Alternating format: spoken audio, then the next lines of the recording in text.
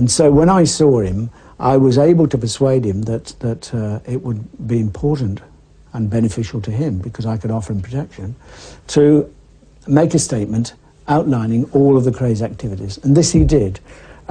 He didn't, unfortunately for me, know anything about the murders, because by that time he'd long since left them. But he did tell me about the frauds, about the long-firm frauds, and certain other activities that the Krays had been involved in. He told me in no uncertain terms that the Krays had threatened his life.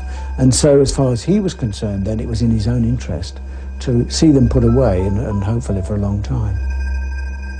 On the 8th of May 1968, Nipper Read coordinated a massive police swoop to arrest the Krays and over 70 members of the firm. It was the start of an operation that would rewrite British legal history. It was all timed for 6 o'clock in the morning. They were all provided with arrest sheets and descriptions of the people that they had to arrest and so on. And of course these were all over the place. They were all over the East End and all over other places in London, of course. And so off we went, and I went with my then deputy, Frank Cater, and some other officers, and we went to Braithwaite House, which was where the Krays were then living. And there we found Ronnie and Reggie in bed, and they were both arrested and taken back to West End Central Police Station. In fact, we were the first team back of all the teams that had been sent out that night. We probably got the easiest operation, I suppose. Now that the Krays were safely inside, work on the case could begin in earnest. There was still no evidence or testimony that would convict either twin of murder. What I wanted to do in this operation was not make the mistake that I did in the 1964-65 one. And that was that I thought once the Krays themselves had been arrested, people who'd been victims of their activities would come into the station and say, I want to give evidence. They never did that. And so I learned then that there was this wall of silence in the East End that was almost insurmountable. Once they were all inside, it had been generated from the cells of the Krays and others that now they were all together, they got to stick together. And that if anybody was found to be attempting to give evidence for the prosecution, then certain repercussions would occur and their wives and family would be in danger. The twins could no longer intimidate. They had become too volatile and too violent. Albert Donoghue, who was one of the senior lieutenants, one of the big hefty men, his mother came to see me. He'd been arrested and charged, and his mother came to see me at Bow Street Court and said he wanted to see me in prison. And so I went along to see him. And then he told me the story. For the very first time, we got to know what had happened to Frank Mitchell.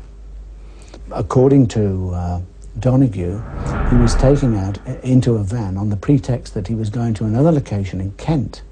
And once he was inside the van, he was shot by two people that were sitting in the back of the van. And so that was the first murder charge that we preferred. The pieces were fitting into place. Nipper had evidence against the twins for fraud and murder. But McVitie's killing would be more difficult to prove. One of the problems is, of course, that if you've got a conspiracy like that where a number of people are together when they commit an act, unless one of them is willing to give evidence of the prosecution, then you can't mount a successful prosecution. And so this was the situation as far as they were concerned. We needed one of this group to come forward. We knew basically what had happened, that this had happened in the basement of this house in Evering Road, but it was a question of getting witnesses. There was one man missing, a man called Ronnie Hart. He was a relation, or it suggested that he was a relation of the Krays, a cousin. And he'd never been arrested in the first sweep because we'd no evidence against him. We managed to trace him, and eventually he was persuaded to make a statement in which he said exactly what happened. And he was the prime witness against the Krays. One piece was still missing, Cornell. A key witness to the murder had been a barmaid from the Blind Beggar pub.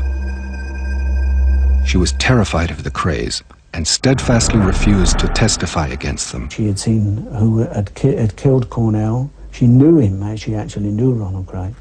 And so we began to give her as much comfort and assistance as we could at that time. But we weren't getting anywhere, because at that time people didn't believe that the Krays were going to be held in custody and successfully prosecuted. They believed, as they'd always believed, that they would walk on water again, that they would be able to be acquitted and come back to their usual habits in the East End of London. Given a new identity, the barmaid was moved out of London to a secret address in Essex. Eventually, she was persuaded by the nature of the support that she had that she could tell the truth. And in fact, later on in court, she very dramatically pointed to Ronnie Kray and said that is the man that she'd seen in the Blind Beggars Public House.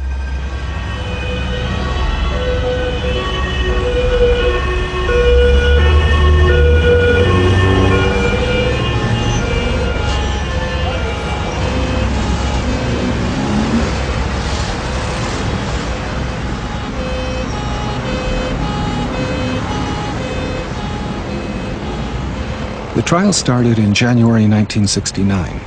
It was to become the longest and most expensive trial in British legal history, with more people in the dock accused of murder than there ever had been before. And then I went along to court, rather fresh to it, not having seen them for 3 or 4 years. And what was immediately clear was the changes that had come over them. Ronnie was fat and soft, and was clearly not in control of himself. Reggie was more so. During the trial, we had these awful outbursts from Ronald Kray. If he had any chance of impressing the jury, that chance disappeared with those outbursts. The climax of the trial wasn't the dramatic appearance of witnesses who people had thought would never stand up against the Krays. The climax came when Ronnie Kray was in the witness box himself and was being goaded very effectively by the prosecutor, Mr. Jones. He eventually fell apart and screamed at Mr. Jones, "You great fat slob." Jones just sort of rocked back and let that sink into the jury. Here was the king of the underworld descending to name-calling.